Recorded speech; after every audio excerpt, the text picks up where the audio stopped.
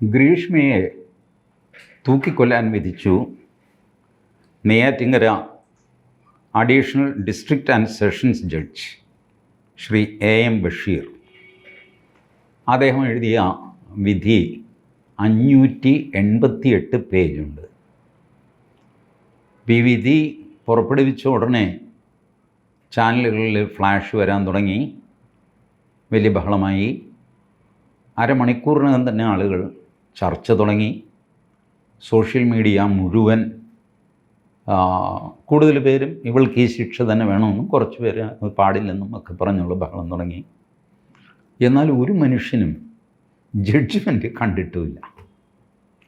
T വിയിൽ വരുന്നത് വേദവാക്യം. ഓ ശരി. അപ്പോൾ ഞാനങ്ങനെ ചെയ്യാറില്ല. നിങ്ങൾക്കറിയാമല്ലോ, ജഡ്ജ്മെൻറ്റ് കയ്യിൽ കിട്ടാതെ ഞാനൊരു ജഡ്ജ്മെൻറ്റിനെ പറ്റിയും അഭിപ്രായം പറയാറില്ല. കാരണം ഈ വയ്ക്കുന്ന ബഹളമൊന്നും പലപ്പോഴും ശരിയാവണമെന്നില്ല. ഒരുപാട് തവണ തെറ്റിപ്പോയിട്ടുണ്ട്. തെറ്റിക്കഴിഞ്ഞാൽ ഈ ചാനലുകാരങ്ങ് മുങ്ങിക്കളയും. ഞങ്ങൾ മിനിഞ്ഞാന്ന് കൊടുത്ത വാർത്ത തെറ്റായിരുന്നു എന്ന് ഇന്നാരെങ്കിലും പറയുന്നത് കേട്ടിട്ടുണ്ടോ? ഇല്ലല്ലോ. ആ വാർത്ത കൊടുത്തു കഴിഞ്ഞു. തെറ്റെങ്കിൽ തെറ്റ്, ശരിയെങ്കിൽ ശരി. അങ്ങനെ മുങ്ങുന്ന സ്വഭാവമാണ്. ഏതായാലും എനിക്ക് അങ്ങനെ മുങ്ങാൻ പറ്റില്ല. എനിക്ക് നാളെ നിങ്ങളുടെ അടുത്ത് വരാനുള്ളതല്ലേ. അതുകൊണ്ട് ഞാൻ ജഡ്ജ്മെൻറ്റ് കിട്ടാതെ അപ്പം അപൂർവം ചിലപ്പോഴൊക്കെ ജഡ്ജ്മെൻറ്റ് ഇല്ലാതെയും ജഡ്ജ്മെൻറ്റിൻ്റെ ആവശ്യമില്ലാത്ത കാര്യങ്ങളിൽ സംസാരിക്കാറുണ്ടെന്നേ ഉള്ളൂ. ഈ കാര്യത്തിൽ ഞാൻ ഇത് ശ്രദ്ധിച്ചു, മീഡിയ ഇങ്ങനെ ഇട്ട് അലക്കുന്നത്. അപ്പോൾ മീഡിയയുടെ കയ്യിൽ ഒരു 25 പേജ് തുടക്കത്തിലും പിന്നെ ഇടയ്ക്കുന്നും ഉള്ള ഒരു 25 പേജ് എങ്ങനെയോ അവർ കോടതിയിൽ നിന്ന് എടുത്തു. അതിൻ്റെ ബേസിസിലാണ് അവർ ഈ ചർച്ചയും ബഹളമൊക്കെ നടത്തിക്കൊണ്ടിരുന്നത്. ശരി, അവരത് ചെയ്തോട്ടെ. ഈ അപൂർവത്തിൽ അപൂർവമായ ഒരു കേസാണിത്. അപൂർവത്തിൽ അപൂർവമായ കേസ് എന്ന് പറഞ്ഞ് മറ്റേ ശിക്ഷയുമായിട്ട് ബന്ധിപ്പിച്ചുള്ള റെയറസ്റ്റ് ഓഫ് റെയർ എന്നുള്ള അർത്ഥത്തിലെടുക്കരുത്. സാധാരണ ഇങ്ങനൊരു കേസ് വരാറില്ല എന്ന് ഞാൻ പറയുന്നുള്ളൂ. 588 പേജ് വരുന്ന വിധിയാണ്. തിങ്കളാഴ്ച ജനുവരി 20-ാം തീയതി ആണ് വിധി എഴുതിയത്. ഇതിൽ ഗ്രീഷ്മ അഥവാ ശ്രീകുട്ടി, ഡോട്ടർ ഓഫ് സിന്ധു, ശ്രീനിലയം, പൂമ്പള്ളിക്കോണം, മേൽപ്പാല ദേശം, ദേവിയോട് വില്ലേജ്, കന്യാകുമാരി ഡിസ്ട്രിക്റ്റ്. ഇതാണ് ഗ്രീഷ്മയുടെ മുഴുവൻ മേൽവിലാസം. കന്യാകുമാരി ജില്ലയാണ്.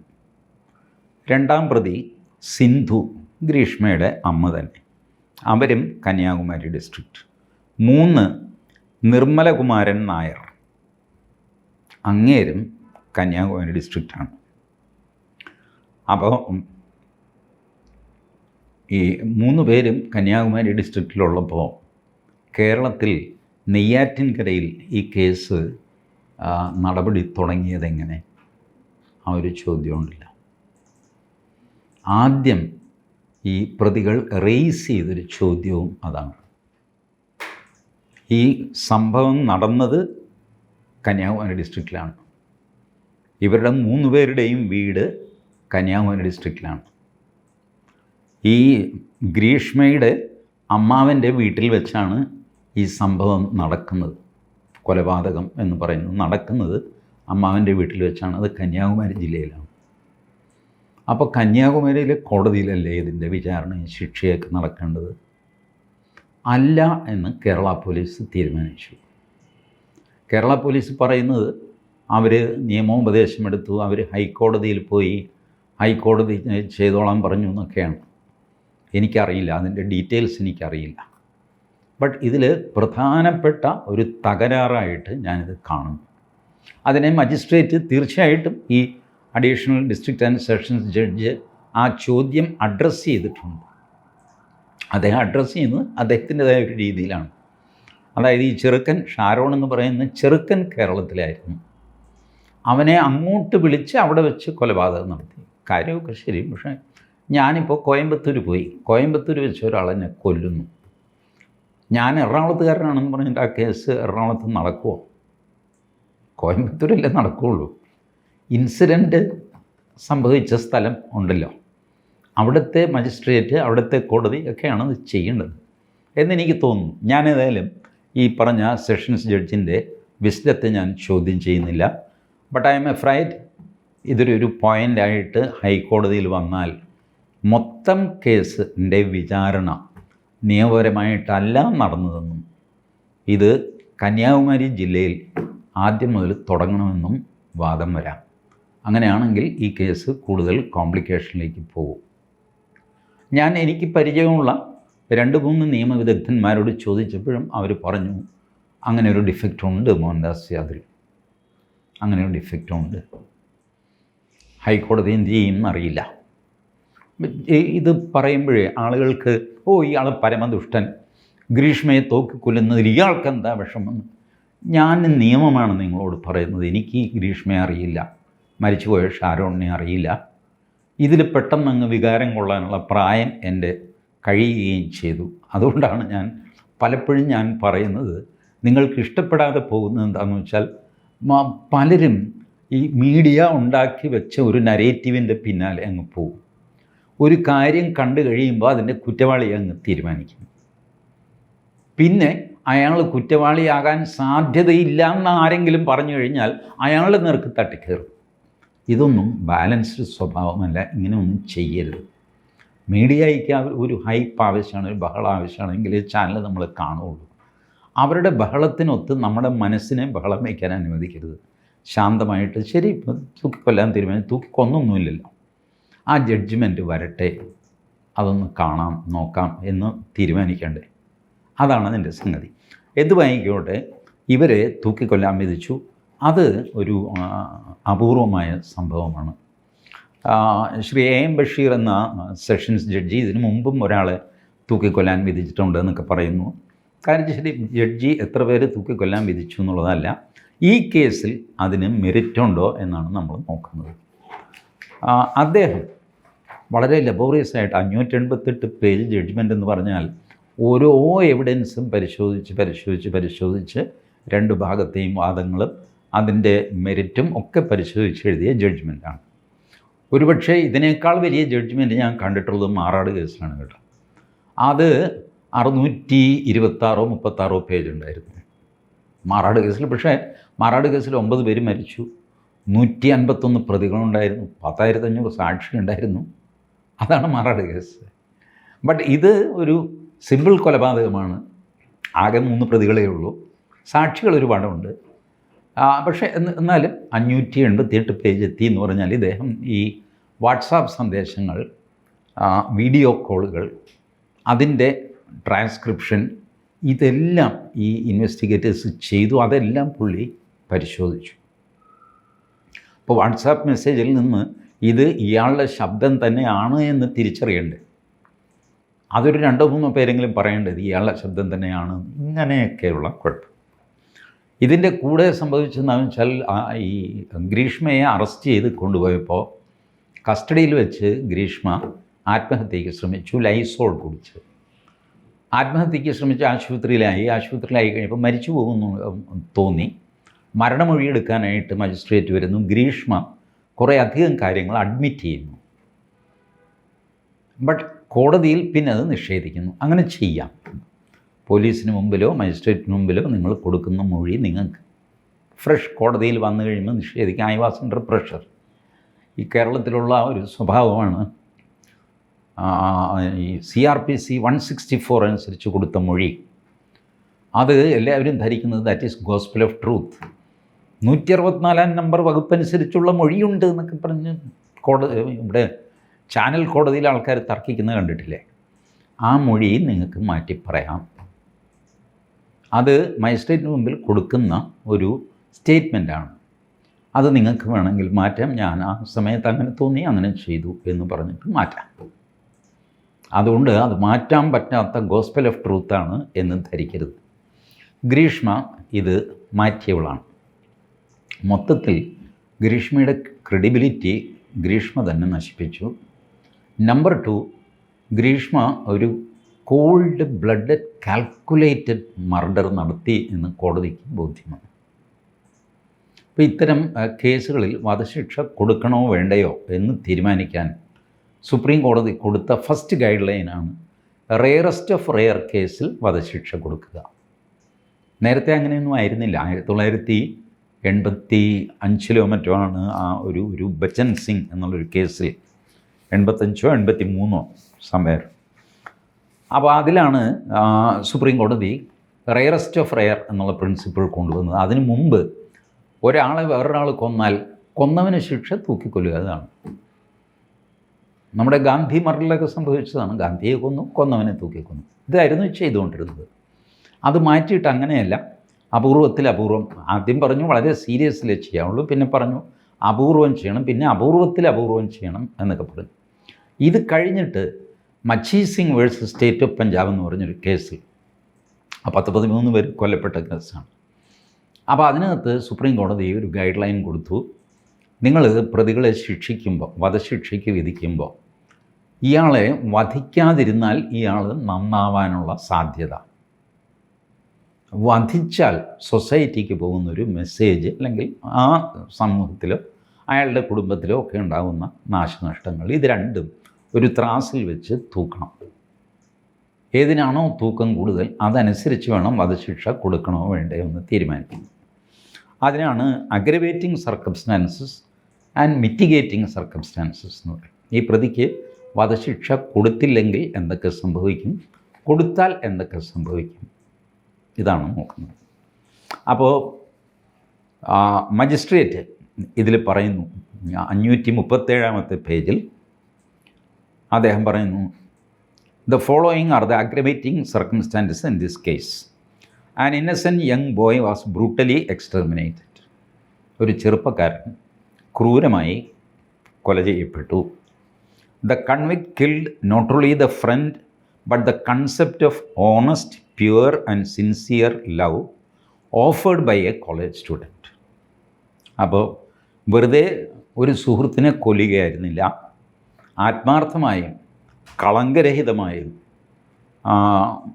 സമർപ്പിതമായും സ്നേഹിച്ച ഒരു കോളേജ് വിദ്യാർത്ഥിയാണ് ഈ പെൺകുട്ടി കൊന്നത്. The convict managed to regain confidence after falsely agreeing to go through a marriage ceremony at his house and she offered sex etc. ഇയാളിൽ വിശ്വാസം ജനിപ്പിക്കാനായിട്ട് ഒരു വിവാഹ നാടകം നടത്തുകയും sexual ബന്ധത്തിലേർപ്പെടുകയും, all these were believed by the victim as true love. ഇതെല്ലാം ഈ ചെറുപ്പക്കാരൻ യഥാർത്ഥ പ്രണയമാണ് എന്ന് തെറ്റിദ്ധരിക്കുകയും ചെയ്തു. Trusting her words, he was compelled to move from his house as enticed by deceitful means. ചതിയിൽപ്പെടുത്തി അവനെ വീട്ടിൽ നിന്ന് വിളിച്ചു വരുത്തി, സെക്സ് ഓഫർ ചെയ്തു. ഇതിൻ്റെയൊക്കെ വാട്സാപ്പ് മെസ്സേജസ് ഇതൊക്കെ ഉണ്ട് കേട്ടോ ജഡ്ജ്മെൻറ്റിൽ. അങ്ങനെയാണിത് 588 പേജാണ്. എനിവേ, കോടതി പറയുന്നത് വലിയ ചതിയാണ് ചെയ്തത്. ഇത്തരം കാര്യങ്ങളൊക്കെ പറഞ്ഞ് വീട്ടിൽ വിളിച്ചു വരുത്തി. After having arrived at her home and got Sharon in her custody, she misused the position, scolded him for not taking kashayam earlier, and under the pretext of kashayam challenge, she made him to drink kashayam. ഇത് ജഡ്ജ്മെൻറ്റിൻ്റെ ഇടയ്ക്കായതുകൊണ്ടാണ് ഇതിൻ്റെ details ജഡ്ജ്മെൻറ്റിൽ പല സ്ഥലത്ത് വരുന്നുണ്ട്. അതായത് ഒരു തവണ ഈ പെൺകുട്ടി പാരാസെറ്റമോൾ ടാബ്ലറ്റ് പൊടിച്ച് ജ്യൂസിലിട്ടിട്ട് ഇവനെ കുടിപ്പിച്ചു കോളേജിൽ വെച്ച്. ഇവനിത് കുടിക്കാൻ പറ്റില്ല, ഇവൻ തുപ്പിക്കളഞ്ഞു. അപ്പോൾ അന്നെന്തോ ജ്യൂസ് ചലഞ്ച് എന്ന് പറഞ്ഞ് നടക്കുന്ന സമയമായിരുന്നു പോലും. അതൊക്കെ ജഡ്ജ്മെൻറ്റിൽ എഴുതിയിട്ടുണ്ട്. അപ്പോൾ ജ്യൂസ് ചലഞ്ചിൽ ഇവൻ തോറ്റുപോയി എന്നൊക്കെ പറഞ്ഞ് ഇവനെ പരിഹസിച്ചു. വാസ്തവത്തിൽ ഇവനെ കൊല്ലാൻ ശ്രമിക്കുകയായിരുന്നു.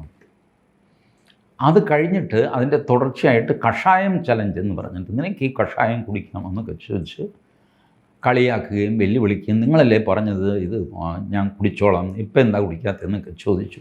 ഈ ഡയലോഗ് എല്ലാം ഉണ്ട് കേട്ടോ ജഡ്ജ്മെൻറ്റിൽ.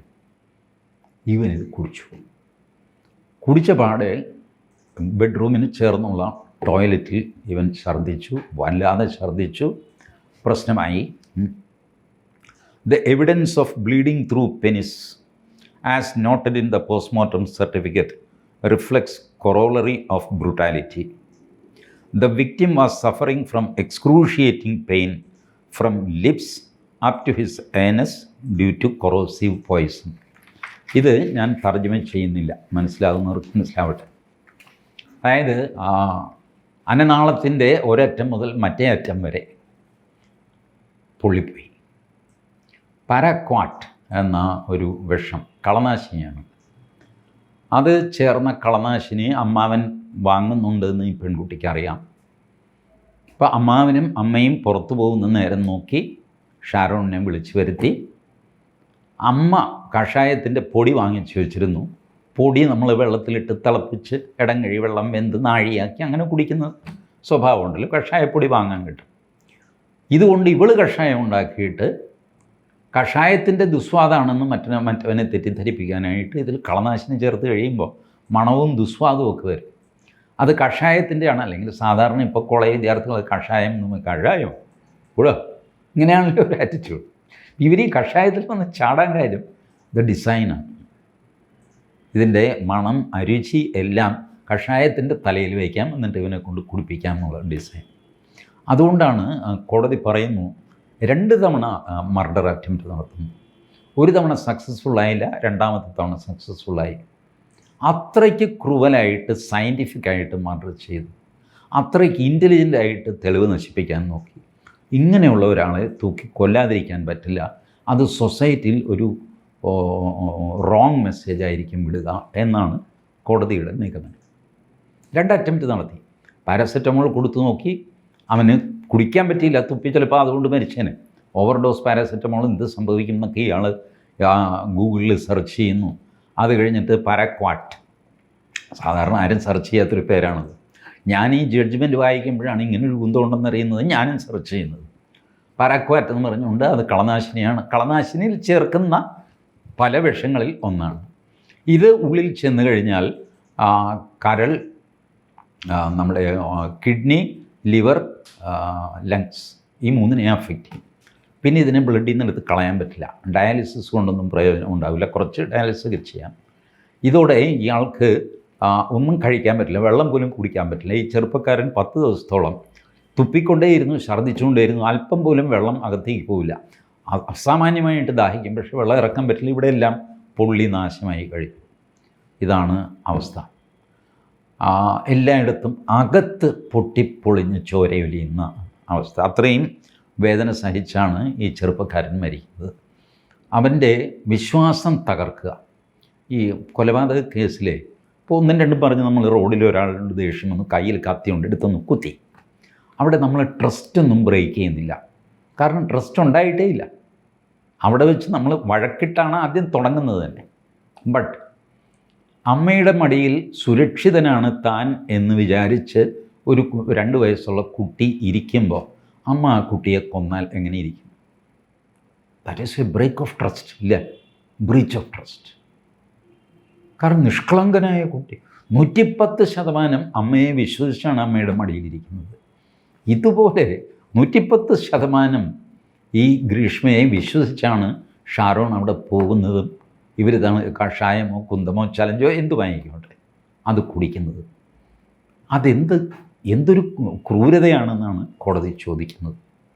നിങ്ങളെ വിശ്വസിച്ച്, നിങ്ങളെ മാത്രം വിശ്വസിച്ച്, നിങ്ങളെ 100% വിശ്വസിച്ചും ആശ്രയിച്ചും വന്ന ഒരുത്തനെ നിങ്ങൾ കൊന്നുകളഞ്ഞു.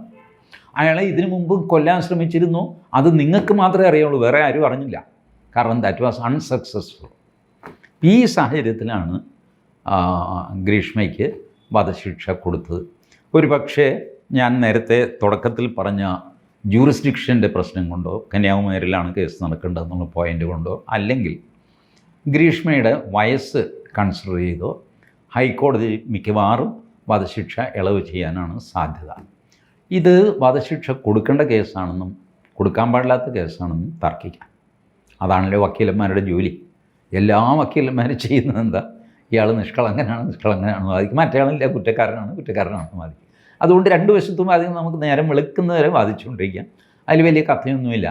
ബട്ട് പ്രായത്തിൻ്റെ ഇളവ് കിട്ടാൻ സാധ്യതയുണ്ട് ഹൈക്കോടതിയിലാണെങ്കിലും സുപ്രീം കോടതിയിലാണെങ്കിലും. ഏതായാലും കുറച്ചു കാലം ഗ്രീഷ്മ ജയിലിൽ തന്നെയായിരിക്കും.